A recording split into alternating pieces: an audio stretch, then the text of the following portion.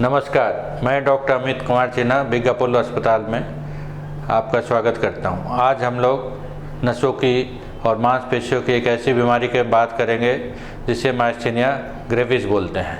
ये मांसपेशी और नसों के बीच में जो न्यूरोमस्कुलर जंक्शन होता है उसकी बीमारी है, जिसमें उस जंक्शन में के खिलाफ एक एंटीबॉडी बन जाती है जो नसों के जंक्शन और मस्कुलर जंक्शन के खिलाफ काम करती है और मांसपेशियों में एक वीकनेस आ जाती है। जनरली ये जेंट्स में एल्डर एज में प्रेजेंट करती है और लेडीज़ में यंगर एज में प्रेजेंट करती है।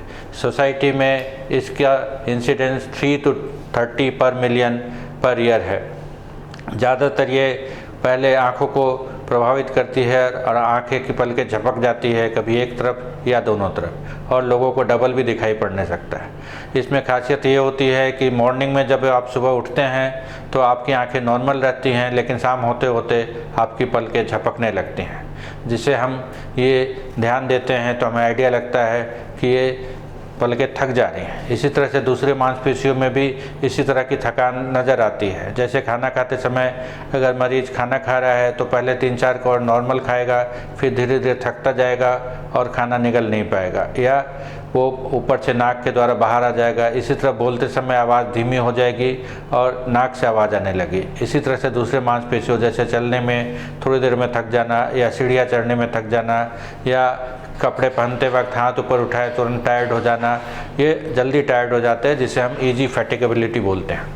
इसे जब मरीज को देखा जाता है और इस तरह की हिस्ट्री आती है तो हम उसे पेशेंट को डायरेक्ट ऊपर देखने को बोलते हैं, 1 या 2 मिनट बिना पलके झपकाए। तो हम देखते हैं कि पलके अपने आप झपक जाती हैं और ये टोसिस कहलाता है। इसके बाद हम ये डायग्नोसिस इंगित कर देते हैं कि ये मायस्थीनिया ग्रेविस हो सकता है। इसके बाद हम हाइड्रोफोनियम या न्यूरोस्टोग्मिन टेस्ट करते हैं, जिसमें ये जो झुकी हुई पलकें हैं वो तुरंत सीधी हो जाती हैं, जिससे ये ऑलमोस्ट कंफर्म हो जाता है। ईजी फैटिगेबिलिटी को डॉक्यूमेंट करने के लिए हम NCS में RNS भी कर सकते हैं और उसके द्वारा हम ईजी फैटिगेबिलिटी को ट्रीट कर सकते हैं, और ट्रीटमेंट के बाद भी हम RNS करके अब ट्रीटमेंट की इफ़ेक्टिवनेस को देख सकते हैं। तो इन जानने के बाद हम पेशेंट को ट्रीटमेंट स्टार्ट कर देते हैं। कभी कभी ये ऐसा भी होता है कि पेशेंट जब डॉक्टर के पास जाता है तो वो उसको उतनी प्रॉब्लम नहीं रहती है और ये मिसडायग्नोज हो जाता है, और पेशेंट कभी आँखों के डॉक्टर या ENT के डॉक्टर या गले के डॉक्टर या दूसरे डॉक्टरों के पास घूमता रहता है और इसकी स्टेज बढ़ती जाती है। मायस्थीनिया ग्रेविस के 5 स्टेज होते हैं, 1 to 5। 1 जैसे मैंने बताया केवल आँखों का इन्वॉल्वमेंट, और 5वां ऐसा होता है जिसमें कि निगलने में तकलीफ, सांस भी नहीं ले पाते और वेंटिलेटर पर लगाना पड़ता है। 5th स्टेज में जाने के बाद पेशेंट की लाइफ को काफ़ी डेंजर हो जाता है और उसको बचाना काफ़ी मुश्किल हो जाता है। इसलिए ये जितनी जल्दी पकड़ा जाए ट्रीटमेंट उतने आसानी से हो सकता है। इसलिए हमें इनके लक्षणों को तुरंत पहचानने की ज़रूरत है। कोई भी लक्षण हो तुरंत आप न्यूरोफिजिशियन से मिलें और जांच करवाएं, ताकि आप बीमारी को पहले पकड़ पाएँ और उसका इलाज करा पाएँ। इसके अलावा अगर पेशेंट लेट स्टेज में भी आ जाता है तो उसके लिए भी ट्रीटमेंट अलग प्रकार की होती है। 5th पोजीशन पर आने पे हमें पेशेंट को रेस्पिरेटरी सपोर्ट वगैरह देने के बावजूद IVIG और प्लाज्मा एक्सचेंज वगैरह देना पड़ता है, जिससे कि वो वेंटिलेटर से वापस आ सके, और फिर हम उसे अलग ट्रीटमेंट देंगे जो मायस्थीनिया की स्पेसिफिक ट्रीटमेंट है, और उसके बाद जो है ये धीरे धीरे इम्प्रूव करेगा। साथ में हम एंटीकोलिन रिसेप्टर एंटीबॉडी भेज देते हैं, जिसकी रिपोर्ट आने में करीब 1 हफ्ता लगता है।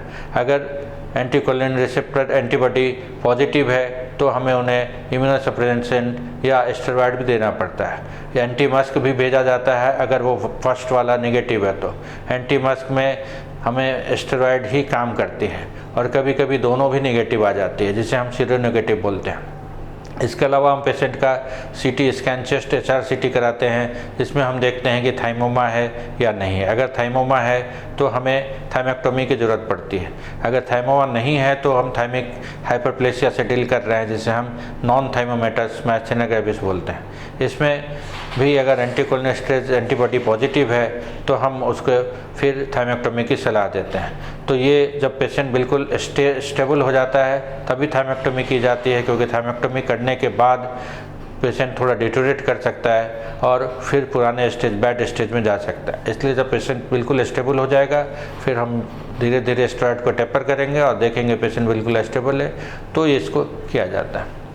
इसके साथ ही दूसरी डीडी जो है जो थाइम माइस्थेनिया की तरह प्रेजेंट करते हैं, जैसे इंडोक्राइन की या अगर अलग मायोपैथी या इलेक्ट्रोलाइट इम्बैलेंस इत्यादि को हम डीडी को रूल आउट कर लेते हैं और इस तरह से ट्रीटमेंट करते हैं। धन्यवाद।